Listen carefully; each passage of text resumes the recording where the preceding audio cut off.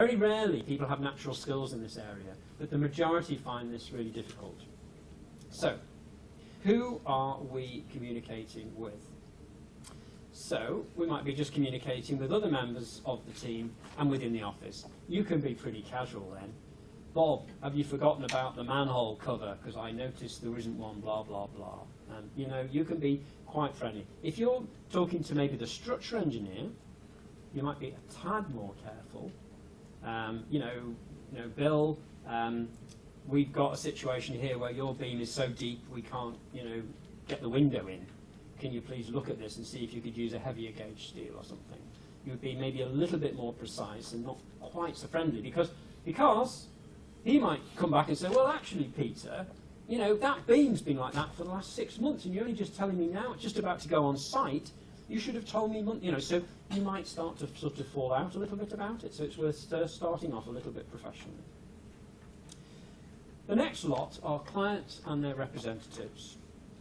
Now, you might be writing to a client for 2 reasons. One, please give us a job. We've heard you're doing a new library. We've done tons of library. We're the best outfit ever. We're all really friendly, and we really want to work for you, and we've always wanted to do a library there.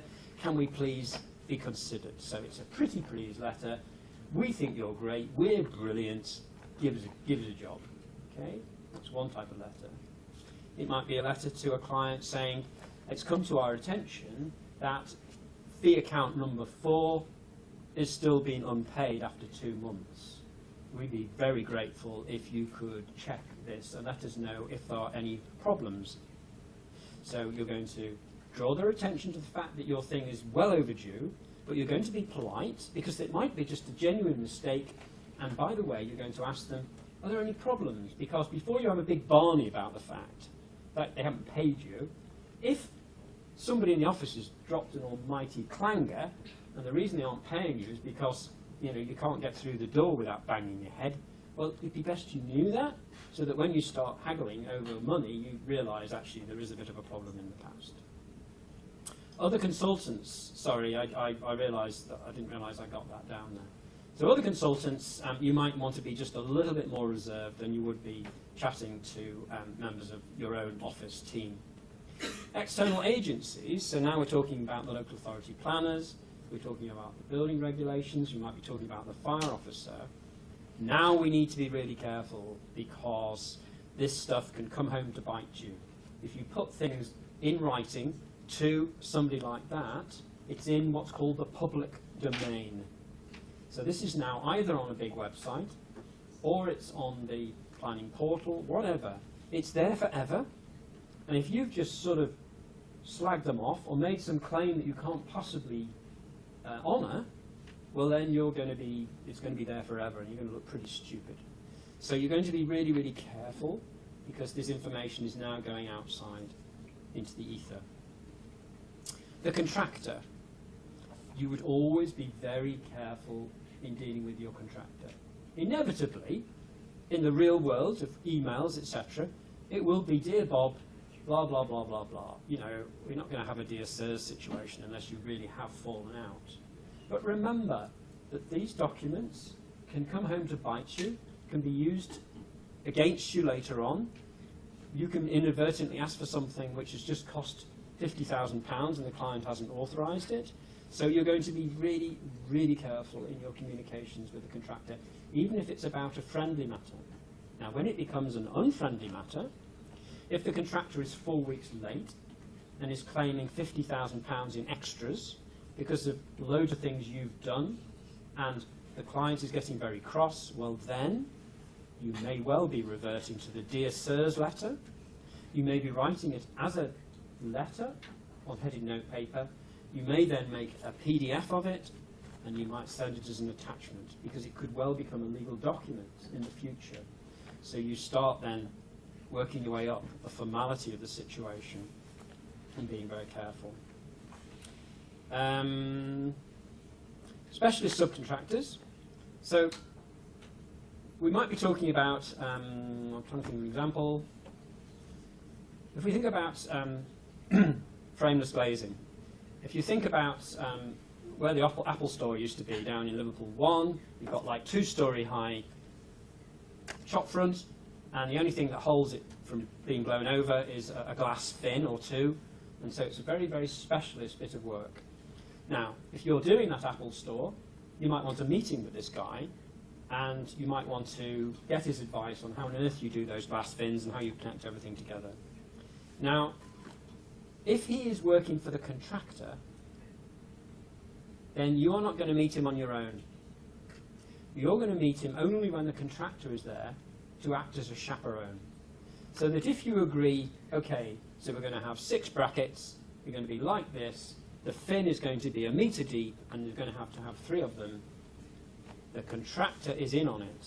Because if he isn't in on it, and it just costs another £20,000, and you've effectively issued an instruction to a subcontractor, then the contractor is going to say, you pay for that, I didn't ask for that, you did.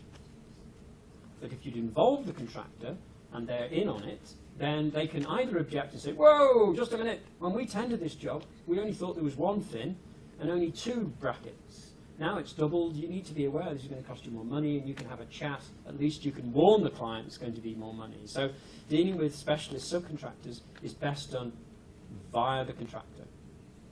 And finally, suppliers. So this might be roofing people, window people, etc. Now you're dealing with those in 2 guises. You're either dealing with them up front because you're thinking of using this Pilkington's frameless glazing and you want some free advice or whatever, or you're dealing with them in the situation I've just described. And the 2 situations, they're 2 different scenarios depending on your commitment to them.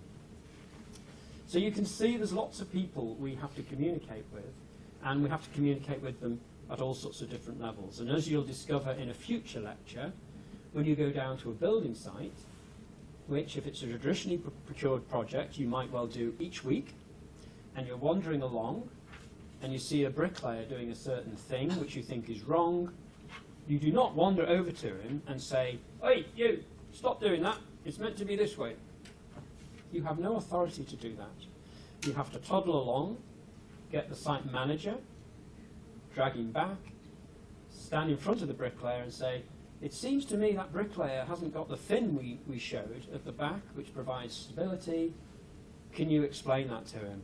Then the contractor will say to his bricklayer, yep, the architect's right there, you missed that thing out, can you make sure you do it right?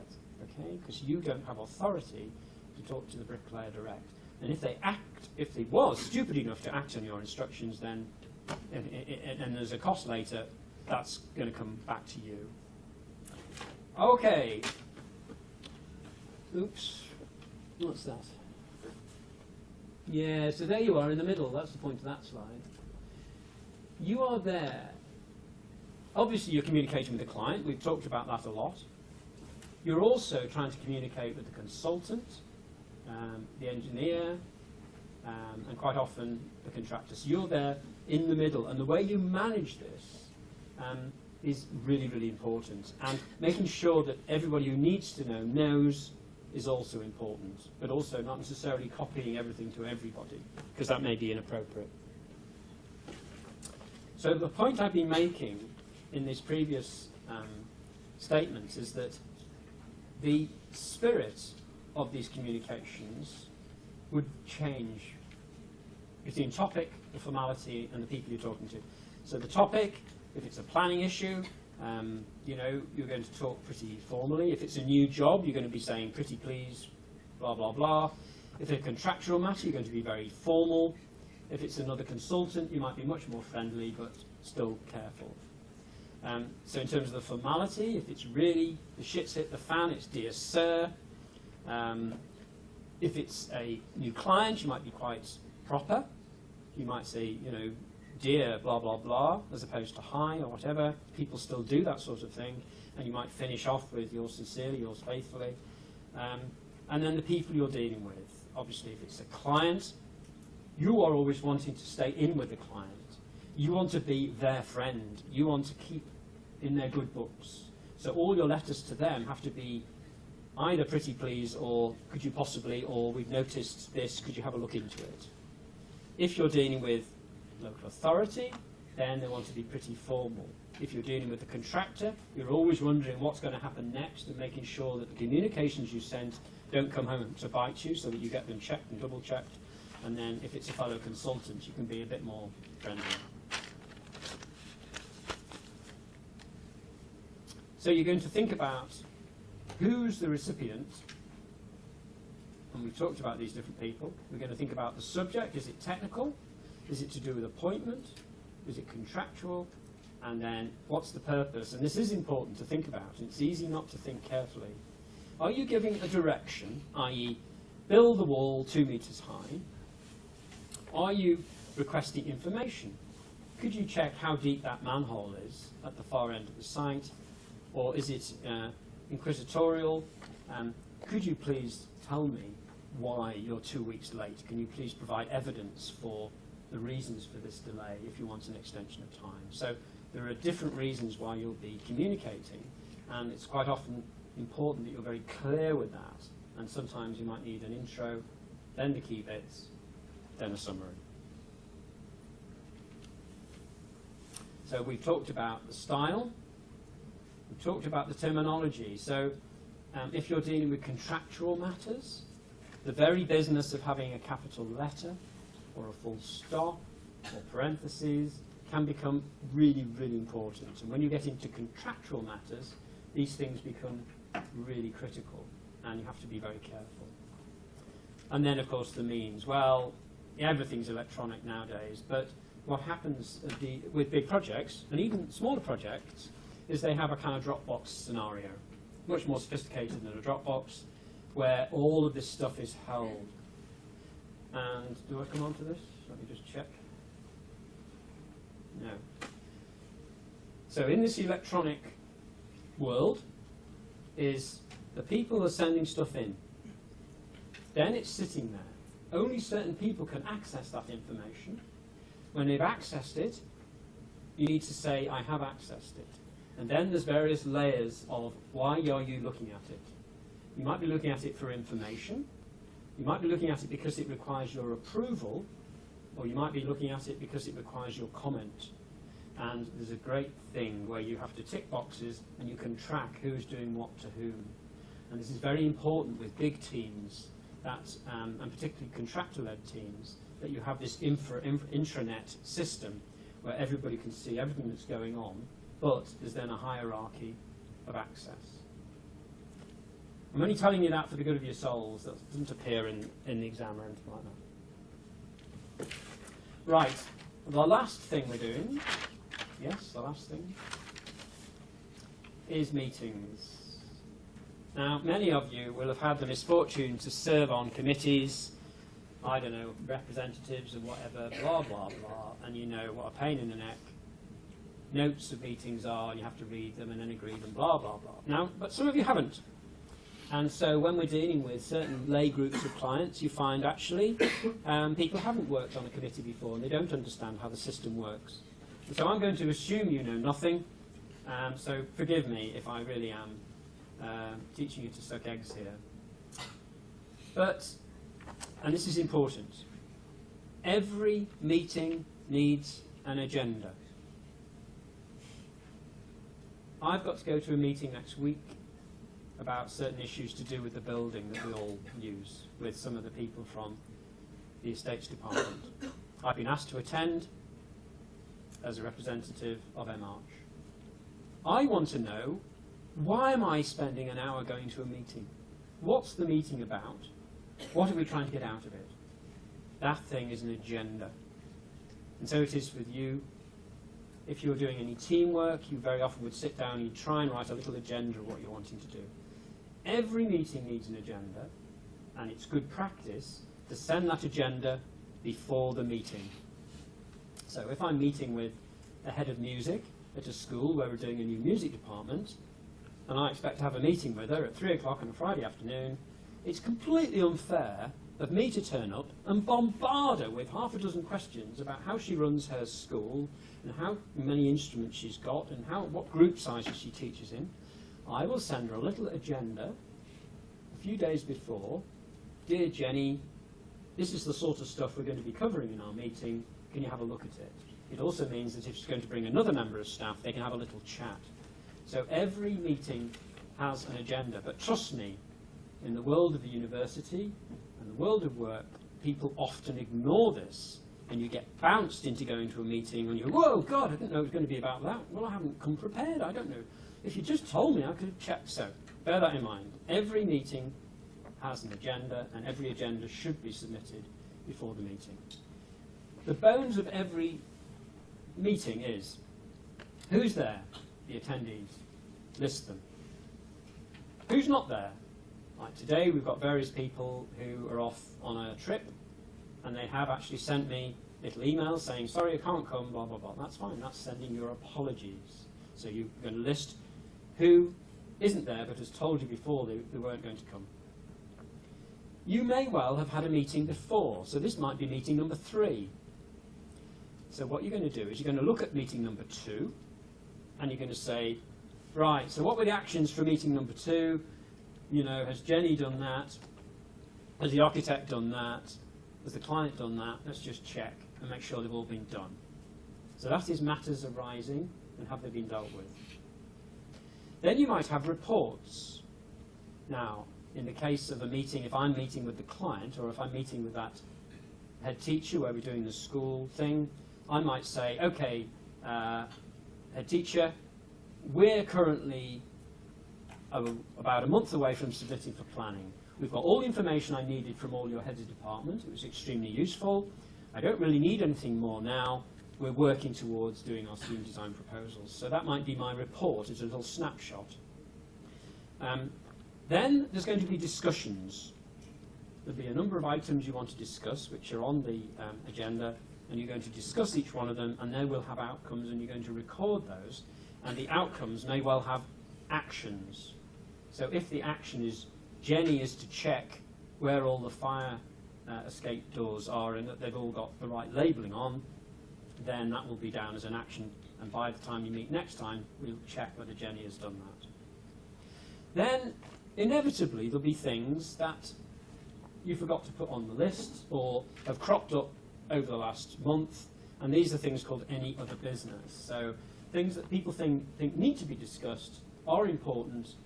People can now say, oh, just a minute now, we haven't mentioned about painting all the balconies. Why isn't that on the list? Say, oh yeah, okay, we've got that in hand, da da da.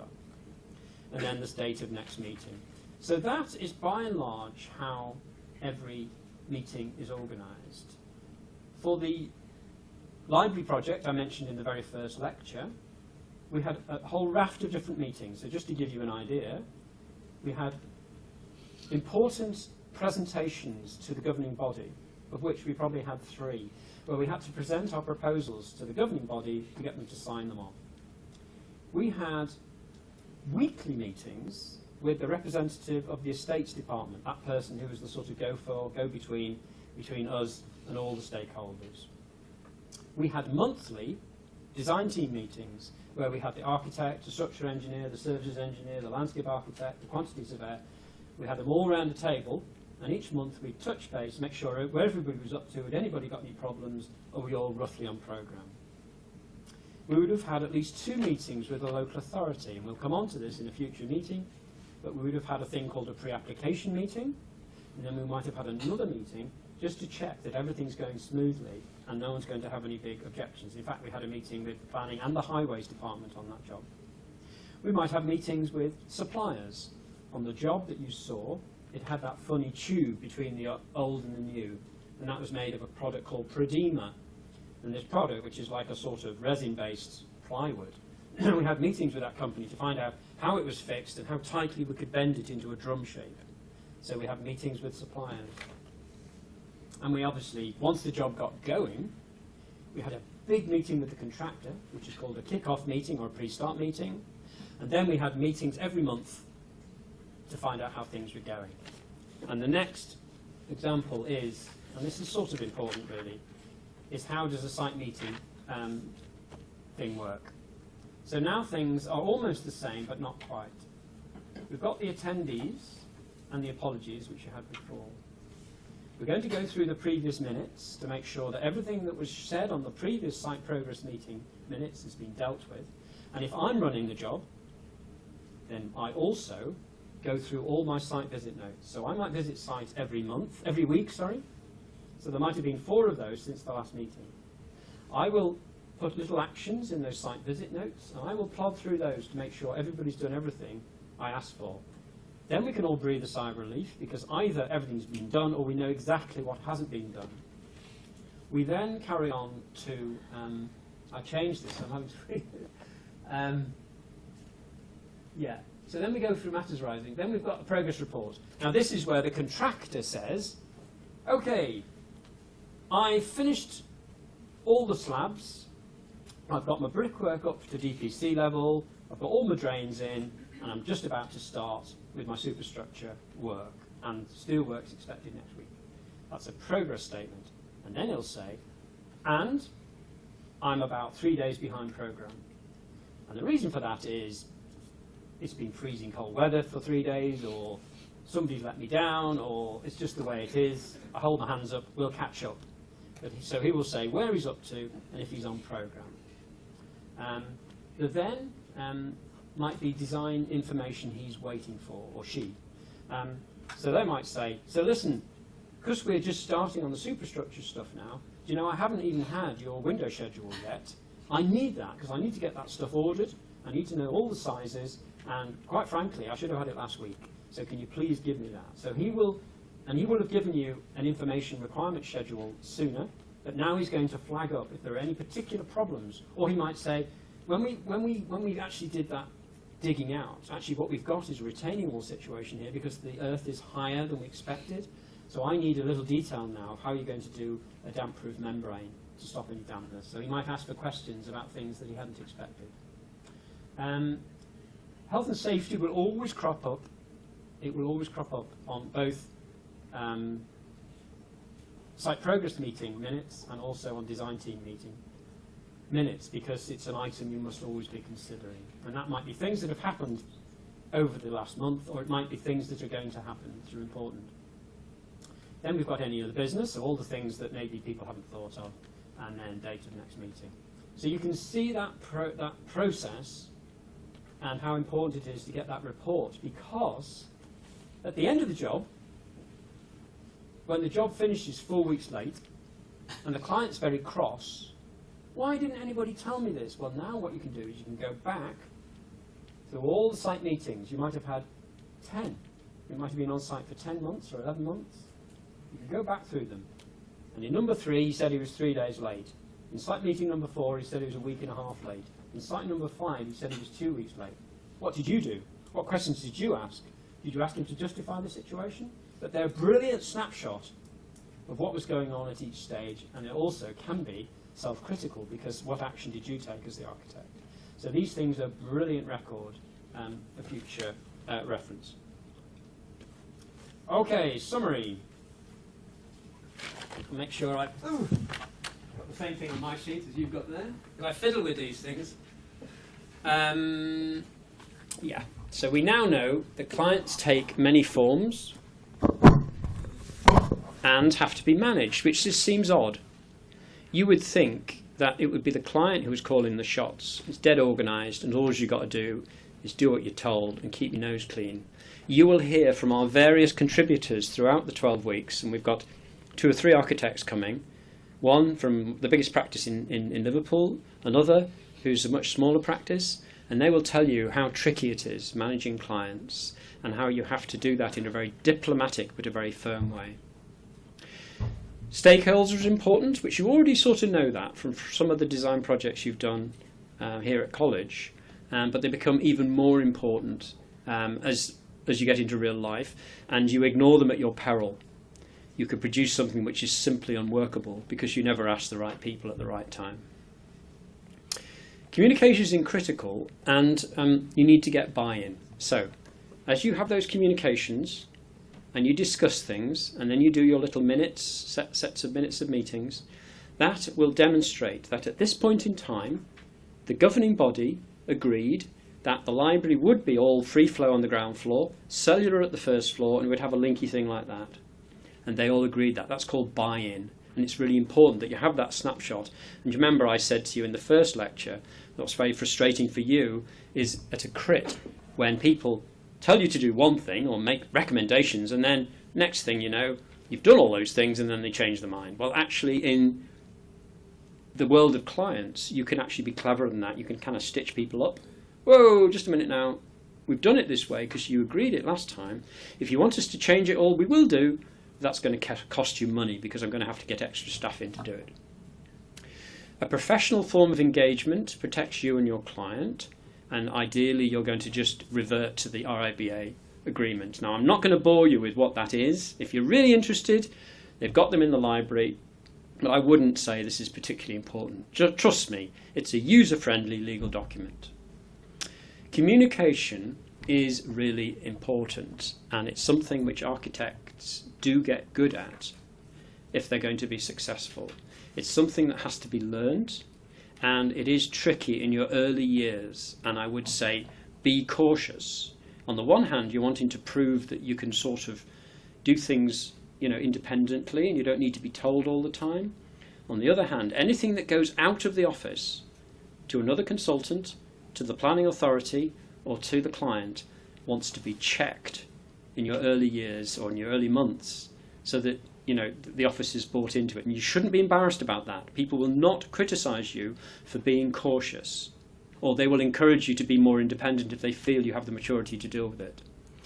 And then finally, and this is a real plea, having employed lots of people over the years, is to look, listen and learn. So while you're in the office, just look around you. It's not a hanging offence to ask somebody who's on a completely different project, what are you doing? What's the problem? Why is that contractor late? Or that zinc cladding you're using, how does that work? And how did you find out how to do it? Don't be plugged in, because that way you don't hear what's going on, and it's all that rough and tumble and overhearing other people's conversations and seeing how people conduct themselves, which is so important. So I have a big downer on headphones, although I've got to say my own daughter is forever working with the headphones on. I mean, she's a graphic designer, so maybe it's not the same. So that's what you can read if you've got yourself down the library yet, to have a look at Stephen's book. I would recommend it, and then there's some revision notes at the end. So next week we are doing, I don't even know what we're doing. Does anybody remember? Anyway, whatever we're doing, on Monday we'll have Alex Beadle, the Director of Estates here, really interesting guy, and I'll also have that sign-up sheet for the poster. So it will literally be a piece of paper. Each of the 10 sections literally has 9 slots in it. Your team can only sign up for one of the slots, and when all the 9 slots are used up, you've got to move on to one of the other topics. So if you've got any questions on that, does everybody know how to contact each other? You just click on the thing and it gives you a link to their email. Are we all happy? Okay, thank you very much.